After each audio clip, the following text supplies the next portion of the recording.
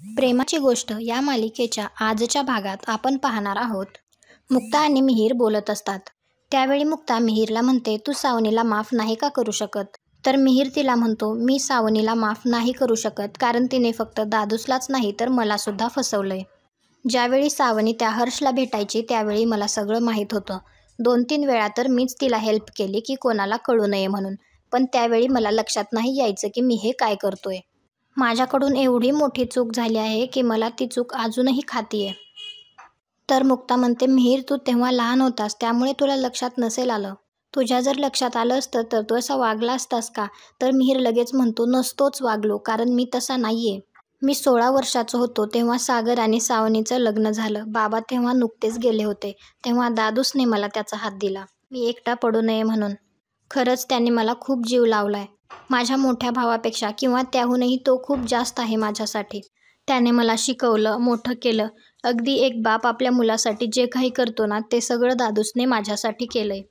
तुला माहिती आहे का वहिनी, हे घर माझ्यासाठी कधीच माझ्या बहिणीचं सासर नव्हतं. ते घर माझ्यासाठी माझ्या दादूसचं, माझ्या मावशीचं आणि माझ्या बापूंचं होतं आणि ते माझ्यासाठी कायम तसंच राहील. हे सगळं सागर दरवाजा आडून ऐकत असतो. मिहीर म्हणतो, तेव्हा तर बिझनेस पण नव्हता. तो जे काही कमवायचा ते सगळं माझ्यावर आणि घरच्यांवर खर्च व्हायचं. त्याचं सावनीवर सुद्धा खरंच खूप प्रेम होतं पण तिने दादूसला उद्ध्वस्त केलं. माझ्या आवडत्या व्यक्तीला तिने उद्ध्वस्त केलं. त्यामुळे मी तिला माफ नाही करू शकत. इकडे सावनी स्वतःशीच बोलत असते आणि चिडचिड करत असते.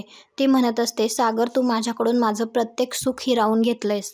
माझ्या सईला आणि माझ्या आदित्यला माझ्यापासून दूर केलंयस तू. एकेकाळी माझं सगळं ऐकणारा माझा भाऊ मिहीर त्याला सुद्धा तू माझ्या विरोधात भडकवलंयस. हर्ष बरोबर म्हणतोय, तू मला कणाकणाने मारतोयस. मला एकटं पाडतोयस पण मी पण सावनी आहे. पैशाला, नात्याला, रात्रीच्या झोपेला आणि 2 वेळच्या जेवणाला सुद्धा तरसशील तू. अशी हालत करेल मी तुझी की मी तुला रस्त्यावर आणून ठेवेल. सोडणार नाही मी तुला. त्यावेळी तिच्या लक्षात येतं की तेथे हर्ष आला आहे आणि त्याच्यासोबत कार्तिक सुद्धा असतो. सावनी कार्तिकला पाहून विचारते, हा कसा काय सुटला? तर हर्ष लगेच म्हणतो, सागरच्या अकलेपेक्षा माझ्या ओळखी जास्त आहेत. इकडे मुक्ताला कोणाचा तरी फोन आलेला असतो. त्यावेळी सागर तिला खुणावतो. तेव्हा मुक्ताच्या लक्षात येतं की सागरला मिहीरसोबत एकट्यात काहीतरी बोलायचं आहे. त्यामुळे मुक्ता फोनवर बोलत बोलतच बाहेर निघून जाते. त्यावेळी सागर आतमध्ये येऊन मिहीरजवळ बसतो आणि त्याला म्हणतो, मुक्ता बरोबर म्हणत आहेत. मागचं सगळं विसरून पुढे जायला पाहिजे. कधीपर्यंत त्या कडवट आठवणी कवटाळून बसायचं? जे झालं ते सगळं विसरून जाऊ. तर मिहीर म्हणतो, मी हे सगळं विसरून नाही जाऊ शकत आणि जर माझ्या हातात असतं तर मी तिला. तर सागर लगेच म्हणतो, मी तिला काय? थोडा शांत डोक्याने विचार कर आणि काहीही केलं तरी माझी गेलेली वर्ष परत येणार नाहीयेत. मग हे सगळं करून काय उपयोग आहे? जी गोष्ट आपल्या नशिबात आहे ती गोष्ट होणारच आहे आणि जी गोष्ट आपल्या नशिबात नाहीये ती आपल्याला कधीच मिळणार नाहीये मिहीर. माझ्याबरोबर जे घडायचं होतं ते घडून गेलंय पण आता मी खुश आहे. तेव्हा मुक्तासुद्धा आलेली असते आणि ती दारामध्येच उभी राहते. आज माझ्याजवळ तू आहेस, सई आहे, मुक्तासारखी बायको आहे. जस्ट इमॅजिन, जर सावनीने माझ्यासोबत असं वागलं नसतं तर माझ्या आयुष्यात मुक्तासारखी चांगली बायको आली असती का? हे ऐकून मुक्ताला खूप छान वाटत असतं. सागर मिहीरला म्हणतो, जे काही घडतं ते चांगल्यासाठीच घडतं. किती वर्ष अजून असा तू राग आणि द्वेष मनात धरून राहणार आहेस? या सगळ्याने काहीच होणार नाही. राहिलंय ते आयुष्य प्रेमाने आणि आनंदाने सुंदर करायचं आपण. तर मिहीर म्हणतो, आयुष्य सुंदर करणं हे तू तेव्हा बोलू शकला असतास का? सावनीने आपला विश्वासघात केलाय, ती आपल्यासोबत कशी वागली आहे हे तू सगळं विसरला आहेस का दादूस? सगळं घर कोलमडून पडलं होतं तेव्हा. जर तिने आपला तेव्हा विचार नाही केला तर मग आपण आता तिचा विचार का करतोय? तर सागर म्हणतो, कारण आपण शहाणे होतो आणि आहोत. आपण तिचा विचार करायचा कारण देवाने आपल्याला ते शहाणपण दिलंय. आणि मिहीर मी सुद्धा अगदी तुझ्यासारखाच विचार करायचो. मुक्ता जे सांगतात ते ऐकल्यापासून असं वाटतंय की त्या बरोबर बोलताहेत. सावनीने जे काही केलं ते तिच्या आनंदासाठी केलं आणि तिचा आनंद निवडण्याचा हक्क तिला सुद्धा आहेच ना. मुक्ता मनातल्या मनात विचार करते, जेव्हा आमचं लग्न झालं तेव्हा मी या सागरवर किती चिडायचे, त्याला कडू कोळी म्हणायचे. पण हा सागर तो सागर नाहीच आहे. सगळ्यांना उद्धट बोलणारा, सगळ्यांबद्दल मनात द्वेष धरणारा तो हा सागर कोळी नाहीये. किती बदलला आहे हा. हा मुक्ता गोखलेचा सागर आहे.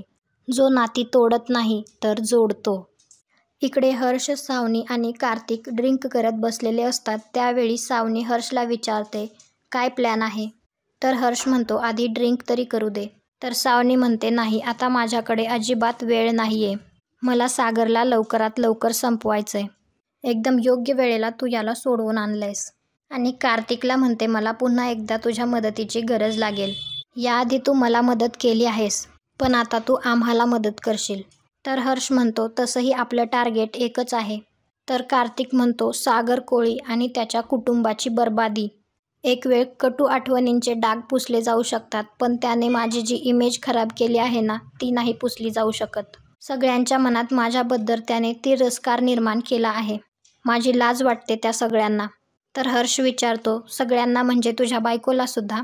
तर कार्तिक म्हणतो, नाही, माझ्या बायकोचा माझ्यावर पूर्ण विश्वास आहे आणि माझ्या सासूबाई, त्यांच्यासाठी तर मी देवमाणूस आहे. तर सावनी म्हणते, माझी एक्स सासूबाई, ती तर एक नंबरची मूर्ख बाई आहे. आणि स्वाती खूप भोळी आहे. तिला आपण जे काही सांगू ते सगळं पटणारच आहे. तर हर्ष म्हणतो, मग मुक्ता आणि सागर सुद्धा तिला त्यांच्या बाजूने वळवू शकतात. तर कार्तिक म्हणतो, मी असं होऊ देणार नाही. तुम्ही कोणताही प्लॅन रचा, मी त्यामध्ये तुम्हाला हेल्प करतो. मी काहीही करेल, पण त्या सागर आणि मुक्ताला आता सुखाची झोप लागू देणार नाही.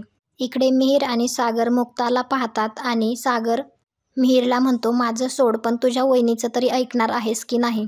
तर मुक्ता म्हणते, तुझ्या एंगेजमेंटमध्ये बहीण म्हणून जी काही कार्य पूर्ण करायची आहेत ते सगळे मी पार पाडणार आहे. सागर मिहीरला म्हणतो, डोळ्यातील सगळं पाणी जर तू इथेच वेस्ट करणार असशील तर यांच्या आईकडे जाऊन काय करशील? यांची आई सहजासहजी ऐकणारी नाहीये. तिथे जाऊन तुला खूप रडावं लागेल, मग त्यांचा विश्वास बसेल. तर मुक्ता सागरला म्हणते, तुम्ही आता काहीही बोलताय, मी समजावते तिला. त्यानंतर मिहीर आणि मिहिका बाहेर असतात. त्यावेळी मिहीर तिला म्हणतो, हे काय करत आहेस? माझ्या फोनवरून पे कर. मिहिका त्याच्या फोनवर पासवर्ड टाकत असते, परंतु पासवर्ड रॉंग येत असतो.